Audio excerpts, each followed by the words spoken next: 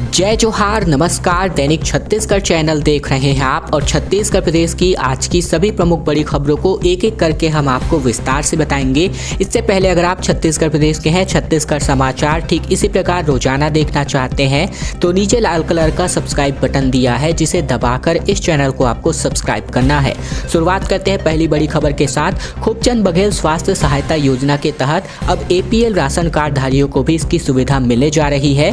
दरअसल प्रदेश सरकार खूबचंद बघेल स्वास्थ्य सहायता योजना के तहत सामान्य राशन कार्डधारी मिडिल क्लास परिवारों को भी बड़ी राहत देने की तैयारी कर रही है। इसके तहत खूबचंद बघेल स्वास्थ्य सहायता योजना में इलाज के लिए मिडिल क्लास को अभी तक मिलने वाली 50,000 रुपए तक के कैशलेस इलाज की सुविधा को बढ़ाकर 5 लाख रुपए तक किया जा सकता है। माना जा रहा है कि बजट में ही इसका ऐलान हो सकता है। अभी तक इस योजना में बेहद जरूरतमंद गरीब परिवारों को ही 5 लाख रुपए तक की इलाज की सुविधा दी जा रही है। फिलहाल 56 लाख से अधिक परिवारों को इस योजना में प्रति परिवार 5 लाख रुपए तक के कैशलेस इलाज की सुविधा मिल रही है, जबकि प्रदेश में APL राशन कार्डधारी परिवारों की तादाद 8,82,000 से भी ज्यादा है। इन परिवारों को 5 लाख रुपए तक के इलाज का सीधा फायदा मिलेगा। प्रदेश में खूबचंद बघेल हेल्थ स्कीम में लगभग 5 लाख रुपए तक का हेल्थ कवर पाने वाले परिवारों की संख्या भी बढ़कर 64,82,000 से अधिक हो जाएगी। प्रदेश में अभी तक 1,15,00,000 लोग इस हेल्थ स्कीम के तहत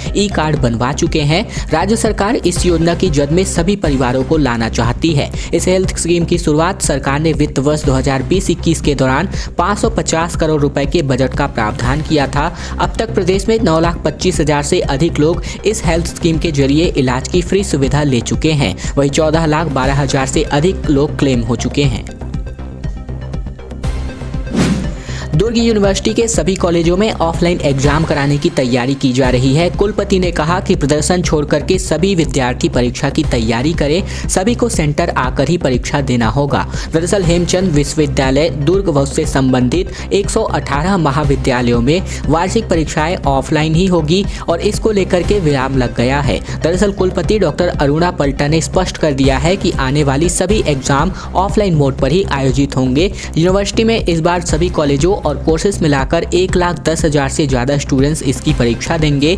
ये खबर दुर्ग यूनिवर्सिटी के ऐसे सभी छात्रों के लिए है जो ऑनलाइन एग्जाम का इंतजार कर रहे हैं और प्रदर्शन को लेकर के उस पर टिके हुए हैं।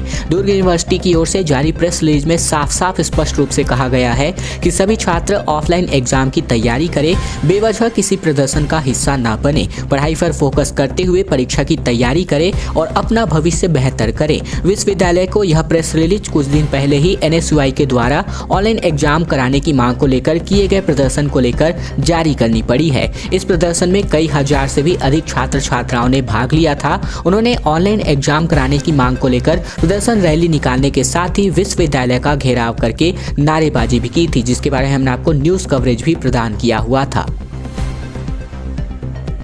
महिला मड़ई की हो चुकी है शुरुआत। सांसद और मंत्री ने चखा पापड़ के चाट का स्वाद। महिलाएं कर सकेंगी हर्बल और हैंडमेड प्रोडक्ट्स की शॉपिंग। दरअसल रायपुर के BTI ग्राउंड में महिला मड़ई मेले की शुरुआत हो चुकी है। इसके अलावा बिलासपुर में भी ठीक इसी प्रकार के अंतर्राष्ट्रीय महिला दिवस के अवसर पर ओ वुमनिया जो नाइट शो है, इसका आयोजन किया जा रहा है। महिला एवं बाल विकास मंत्री अनिला भेड़िया ने बीती शाम इसका उद्घाटन किया है। यहाँ प्रदेश के विभिन्न जिलों से आए महिला स्व सहायता समूहों और महिला उद्यमियों द्वारा निर्मित सामग्रियों की प्रदर्शनी लगाकर इसकी बिक्री की जाएगी। मड़ई में राज्यसभा सांसद छाया वर्मा और ज्योत्सना महंत भी पहुंचे हुए थे। यहां सांसद और मंत्री महिला स्व सहायता समूह के स्टॉल पर तरह तरह के व्यंजनों का स्वाद लेते हुए दिखे। मंत्री भेड़िया ने मड़ई से गोबर से बना झालर, फिनाइल, हर्बल साबुन, माँ बच्चे की पेंटिंग, मोमबत्ती सहित कई तमाम सामानों को खरीदा। उन्होंने कहा कि राज्य सरकार ने महिलाओं को आत्मनिर्भर बनाने के लिए नई नई राहों का इजाद किया है। इसके अलावा मड़ई में महिला समूहों द्वारा निर्मित उत्पादों ने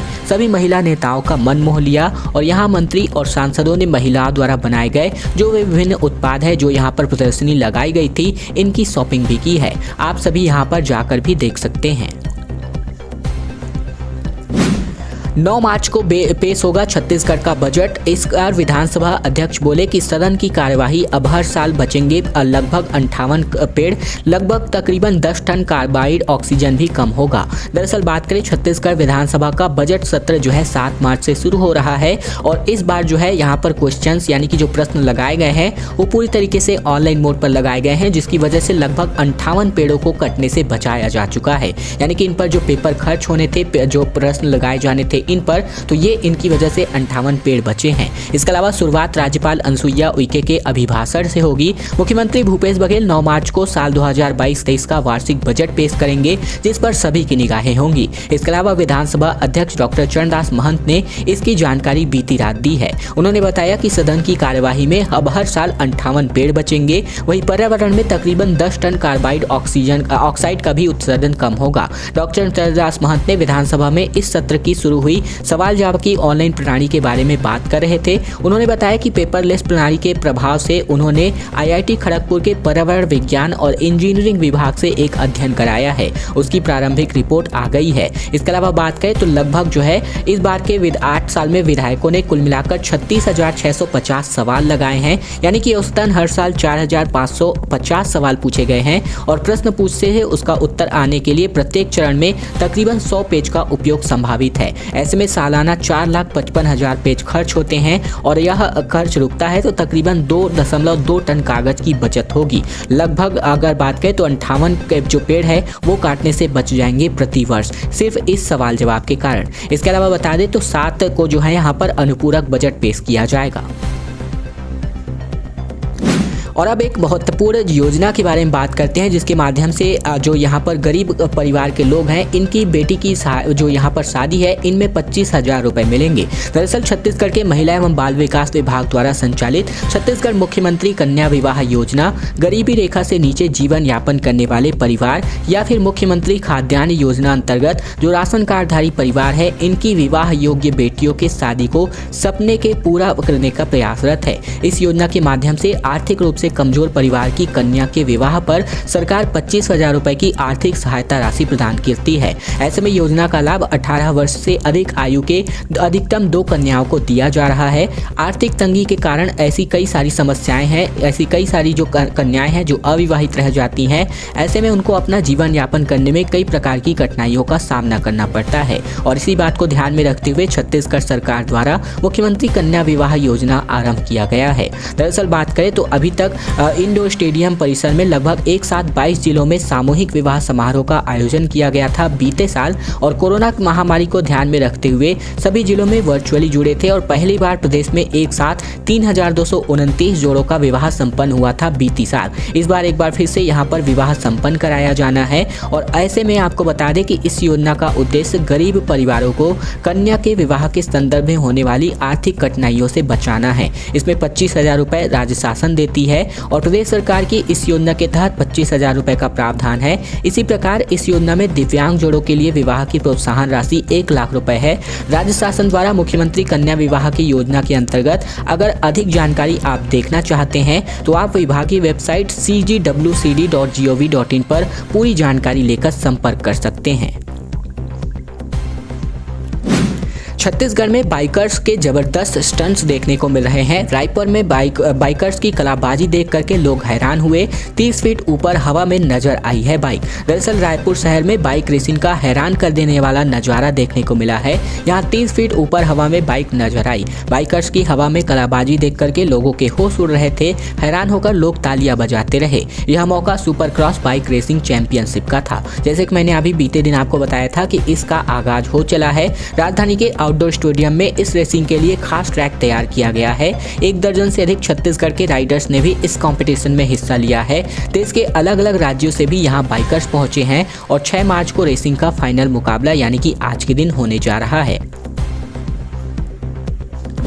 और अब बात प्रदर्शनकारी नवा रायपुर के किसानों के बारे में, क्योंकि नवा रायपुर के किसानों ने जो सरकार की जो बातें हैं वो नहीं मानी है। एनआरडीए भवन के सामने क्रमिक भूख हड़ताल की उन्होंने घोषणा की है।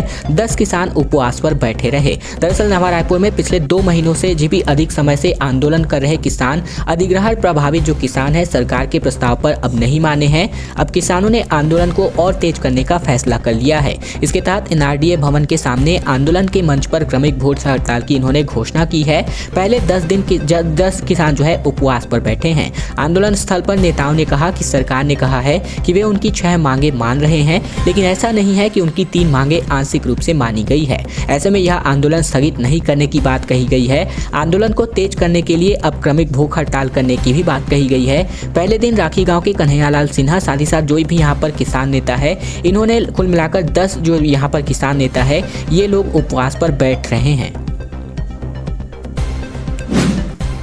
स्ट्रीट लाइट घोटाले की राज्यपाल से शिकायत की जा रही है। भाजपा ने कहा कि 57 लाख रुपए का भ्रष्टाचार हुआ है।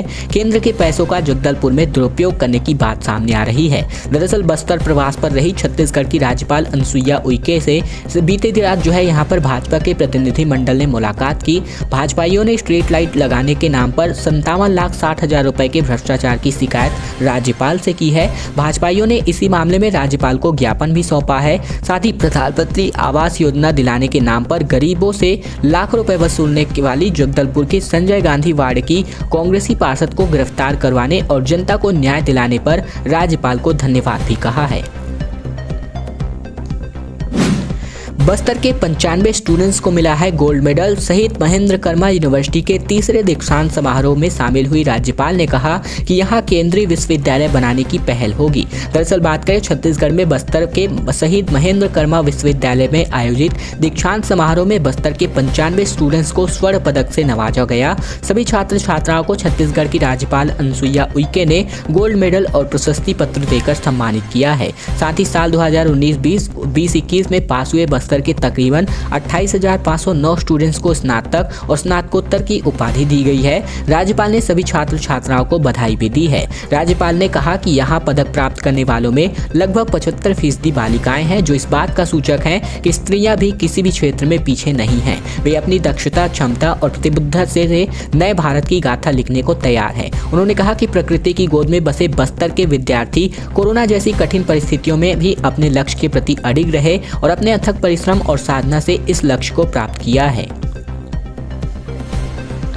रायपुर में आदिवासी कला साहित्य का मेला लगने जा रहा है। अगले महीने जनजातीय साहित्य का राष्ट्रीय समारोह होगा। राज्य स्तरीय नृत्य महोत्सव और जनजातीय कला प्रतियोगिता का भी आगाज होगा। दरअसल राजधानी रायपुर अगले महीने आदिवासी कला, साहित्य और नृत्य से जुड़े एक और बड़े आयोजन की मेजबानी करने जा रहा है। सरकार 11 से लेकर के 13 अप्रैल तक अखिल भारतीय जनजातीय साहित्य समारोह आयोजित कर रही है। इसके साथ ही राज्य स्तरीय जनजातीय नृत्य महोत्सव और राज्य स्तरीय जनजातीय कला एवं चित्रकला प्रतियोगिता का भी आयोजित किया जाना है। दरअसल अधिकारियों के मुताबिक अखिल भारतीय जनजातीय साहित्य समारोह के अंतर्गत कुल 10 विषयों पर आधारित शोध पत्रों पर आधारित प्रतियोगिता का आयोजन होगा। इन विषयों में जनजातीय साहित्य कल और आज, और इसके अलावा जनजातीय परंपरा एवं संस्कृति, जनजातीय कला में गोदना, बांस शिल्प, काष्ठ शिल्प, धातु शिल्प और आदि इसको जो है शामिल किया जा रहा है और इसी को लेकर के प्रतियोगिता की जानी है। गाइडलाइन में छूट की वजह से रजिस्ट्री में काफ़ी ज़्यादा उछाल देखने को मिल रहा है। गाइडलाइन की रेट में 40% छूट की वजह से रोजाना 200 से ज़्यादा भी रजिस्ट्री दोगुनी हो गई है। इससे रियल एस्टेट काफ़ी उछल चुका है। दरअसल कोरोना की तीसरी लहर के बावजूद इस साल रजिस्ट्री के सभी रिकॉर्ड टूट गए हैं और राजधानी में रियल एस्टेट बिजनेस पिछले 1 महीने के दौरान बड़ा बूम रजिस्टर हुआ है। कोरोना की दूसरी लहर की वजह से रायपुर में अप्रैल 2021 से मार्च 2022 तक एक वर्ष में रजिस्ट्री के 450 करोड़ का टारगेट दिया था। तब गाइडलाइन रेट में 30% की छूट चल रही थी। अब सरकार ने जनवरी अंत में गाइडलाइन की रेट छूट को बढ़ाकर 40% कर दी थी। इस वजह से रजिस्ट्री में बूम आया और फरवरी अंत तक ही टारगेट की तुलना में रायपुर में 465 करोड़ की रजिस्ट्री हो गई, यानी कि लक्ष्य से तकरीबन 103% ज्यादा। अब ऐसे में बात करें तो अभी पूरा मार्च बाकी है और रियल एस्टेट मार्केट और रजिस्ट्री अफसरों का अनुमान है कि 31 मार्च तक रायपुर में यह राशि 525 करोड़ रुपए के पार हो सकती है।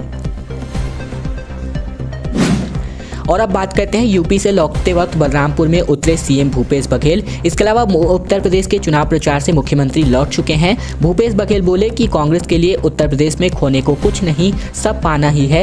मोदी की बात भाजपा को भारी पड़ेगी। दरअसल छत्तीसगढ़ के मुख्यमंत्री भूपेश बघेल उत्तर प्रदेश विधानसभा चुनाव के 7वें और अंतिम चरण की सीटों पर प्रचार करके लौट आए हैं। रायपुर में उन्होंने कहा कि कांग्रेस के लिए उत्तर प्रदेश में खोने को कुछ नहीं है, सब पाना ही पाना है। भाजपा जितनी मोदी के बारे में बात करेगी वह उतना भारी पड़ने वाला है। दोस्तों, आज की खबरों का सिलसिला बस ये तक का था। वीडियो अगर आपको पसंद आए तो इस वीडियो के नीचे लाइक बटन है, जिसे दबाकर इस वीडियो को आपको बहुत ही छोटा सा लाइक करना है। नीचे लाल कलर का सब्सक्राइब बटन भी दिया है, जिसे दबाकर इस चैनल को आपको सब्सक्राइब करना है, ताकि प्रतिदिन की महत्वपूर्ण खबरें छत्तीसगढ़ समाचार बिना किसी रुकावट रोजाना हम आप तक पहुंचा सके।